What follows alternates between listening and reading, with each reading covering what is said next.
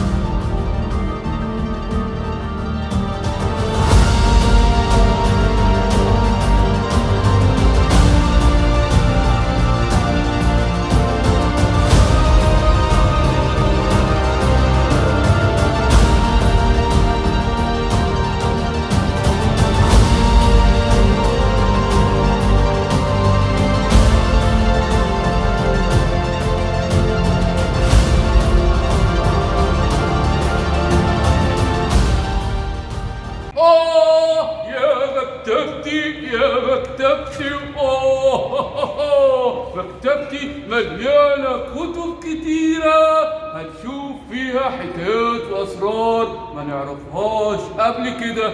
هنحكيها دلوقتي. يا ترى هتطلع عنه كتاب كتاب قديم أوي أوي أوي أوي أوي بيرجعنا لزمان أوي أوي أوي أوي.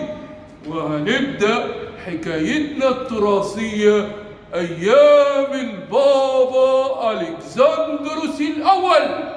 وفي زمنه حصلت أحداث كتيرة في كنيستنا بسبب واحد اسمه أريوس. أريوس.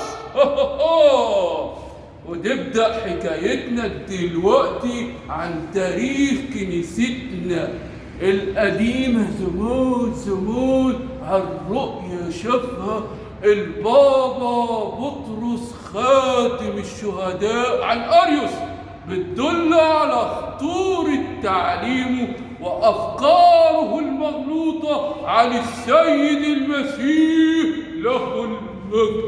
تعال نشوف. العالم كله هيبقى أريوس، محدش هيقدر يوقفني عندها. سامع ألكسندروس؟ وده مش هيحصل يا أنس.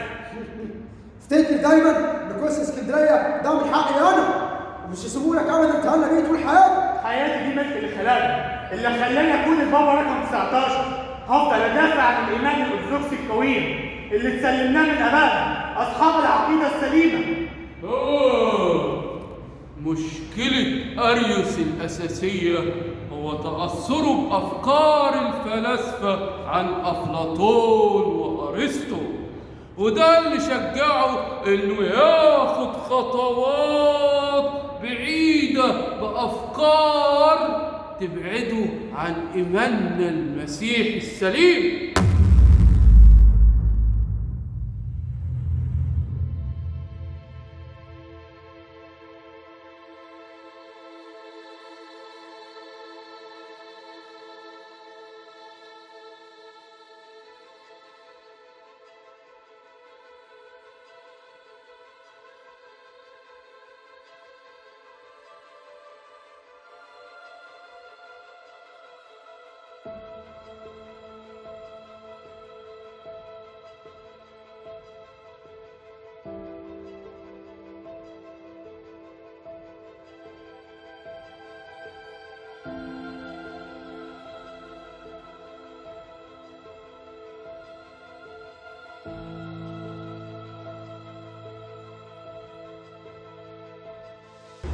بيحكي التاريخ في وقت جلوس البابا ألكسندروس الأول على كرسي الإسكندرية حصل خلاف كبير بينه وبين الكاهن أريوس، والسبب تفسير مغلوط لنص آيات بكتابنا المقدس. يا رب يا رب لا تسمح يا رب بتلك الاعتقاد، لا تسمح يا سيدي بهذه التجربة المرة يا رب. لا يا سيدي، لا تسمح بهذه التجارب يا رب، لتكن مشيئتك. هل صحيح حسن الآداء والعلم ودراسة المنطق والفلسفة وحدها تقدر تخلص الإنسان؟ هل أريوس قدر بأفكاره كإنسان وعلمه الغزير يكسب انضمام ناس كتيرة لتعليمه اللي بينادي بيها؟ طيب وأبديتك يا أريوس هتكسبها ازاي؟ عرفت يا الكسندروس اني اقوى بعلمي وحنكتي المتميزه، قدرت اوصل لابسط البسطاء من الشعب. ربنا يديني الحكمة لو أخلص شعبه الإيمان السليم. يبقى بن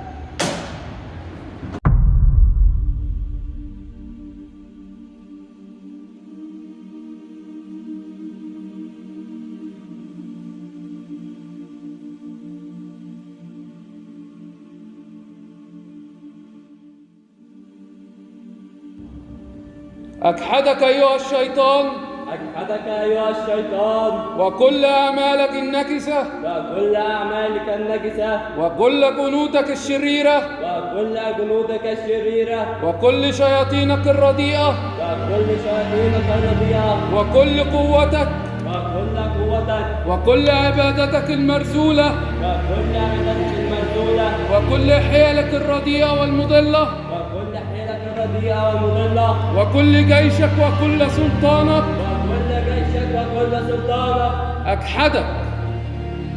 مش معقول ده يكون لعب عيال، أنا لازم أشوف ده بنفسي. في الوقت ده البابا ألكسندروس الأول لقى شاب جميل واقف عند البحر بيقول ألحان كنسية بصوت جميل قوي وحواليه ناس كتيرة. يا بابا نويل لو سمحت اندهلي على الشاب ده، اندهولي أنا منتظره. ياه منتظره يا سيدنا منتظر الشاب اللي بكلمكم عنه. اروح بقى اناديله. لا استنوا خليكم معايا. بيحكي التاريخ عن الشاب ده اسمه اثناسيوس. كان لسه شاب صغير في السن بيلعب مع اصحابه تمثيلية المعمودية، وفي التمثيلية دي كان أثناسيوس بيجسد دور الأسقف. أروح بقى أنادي على أثناسيوس عشان يروح يقابل مين؟ البابا ألكسندروس الأول. يا سلام، كنتوا بتعملوا إيه عند البحر يا ابني؟ كنت بعمد أصحابي، ودي حاجة اتعلمتها وأنا صغير من كنيستي يا سيدنا. ياه، اتعلمت كل ده وحفظت كل ده يا ابني؟ أيوة سيدنا، وكمان كان في ولاد وثنيين اتعمدوا حقيقي وعن اقتناع بالإيمان. يا متياس يا ابني. أيوة سيدنا. ازيك يا حبيبي؟ لو سمحت يا متياس اندهلي على الأولاد اللي بره دول، خلينا نعمل معاهم اللازم تقصية. حاضر يا سيدنا، هجمعهم لك. شكرا يا ابني. بقول لك يا أثناسيوس، أيوة سيدنا. أنا هرسمك شماس برتبة دياكون. أنا سيدنا هبقى تلميذ ليك. أشكرك. أشكرك يا سيدنا. خد يا اثناسيوس، الصليب بتاعي يحميك ويحرسك. ربنا يخليك لينا يا سيدنا. ربنا يباركك يا اثناسيوس.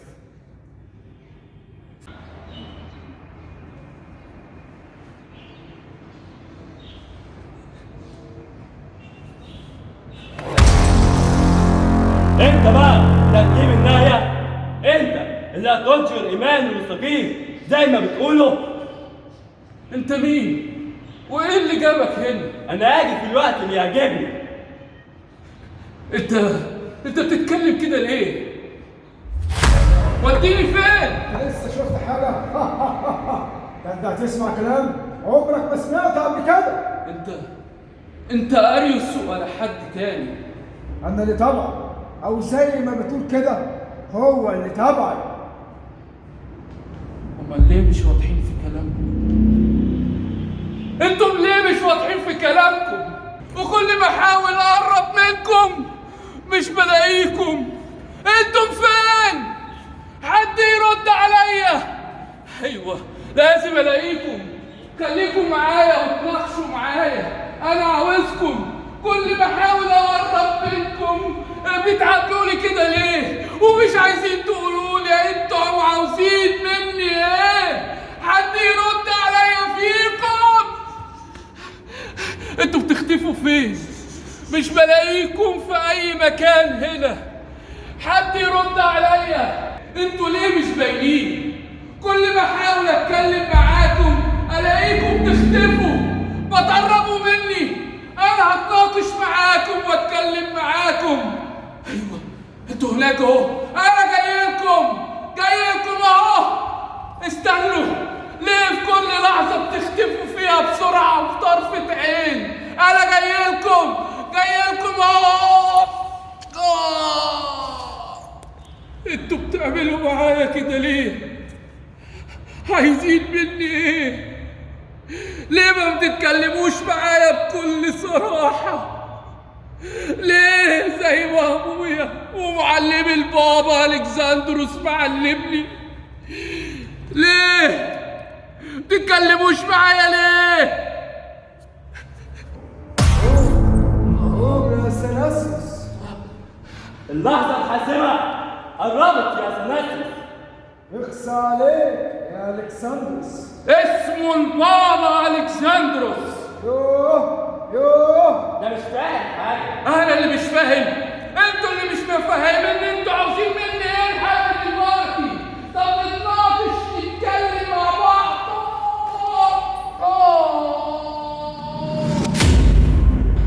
المفروض كنت تتعلم حاجات كتير قبل ما تيجي تواجهنا. سامعني يا اثناسيوس. الكسندروس مش غيرك انت، يختارك انت. انت لسه شاب صغير يا اثناسيوس، قدامك الحياه طويله. شبابك ده تقدر تستغله في حاجات كتيره اجمل واحلى من غير التعقيدات الايمانيه بتاعتكوا دي. ألكسندروس ما لقاش غيرك انت. يختار غيرك انت. لسه شباب، قدامك حياة كبيرة طويلة، وسيبك من تعقيدات الإيمان. الأفكار دي كلها أعني يا إلهي، ارحمني يا إلهي من كتر الأفكار دي.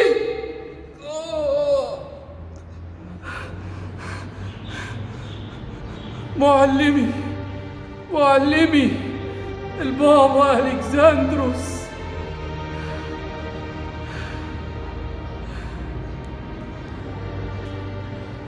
ابني الحبيب. أبويا ومعلمي الروحي، أنقذتني أبويا. أشكرك. قوم يا اثناسيوس، انت نايم؟ هي دي الامانه اللي اداها لك البابا ألكسندروس. أنا مش نايم. أنا إيه اللي جابني هنا؟ في الكتاب المقدس اللي عمال أقرأ فيه طول الليل. راح فين كتابك المقدس يا اثناسيوس؟ يا خطيئتك يا سناسيوس، يا خلاص خطيئتك. ما عادش فيه وقت، والبابا الكسندروس عند الهيكل بيبكي بين الدموع دم. مش ممكن، مش ممكن اللي بيحصل ده معايا. انا مش قادر اقول ايه اللي بيحصل ده. بابا الكسندروس، حالي يا بابا الكسندروس، الحقني. ما تبكيش، ما تبكيش يا بابا الكسندروس.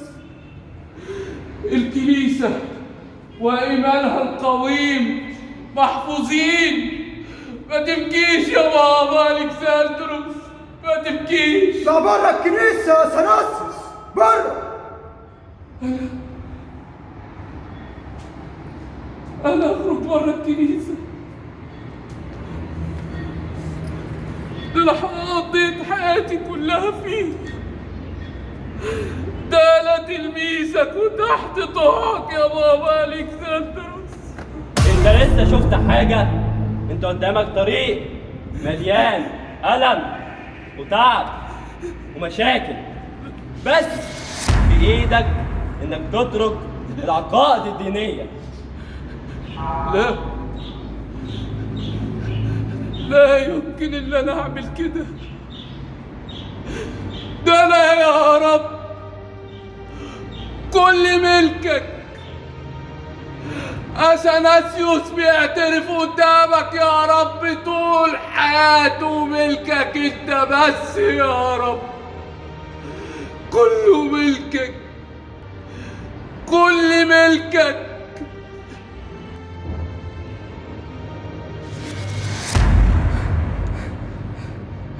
اللي كان بيحصل لي ده كتاب المقدس.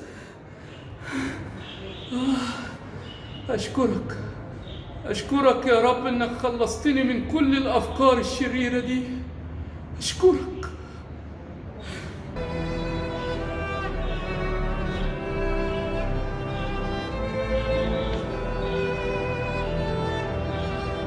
هذه المرة الثالثة آتي إليكم على فم شاهدين، وثلاثة تقوم كل كلمة.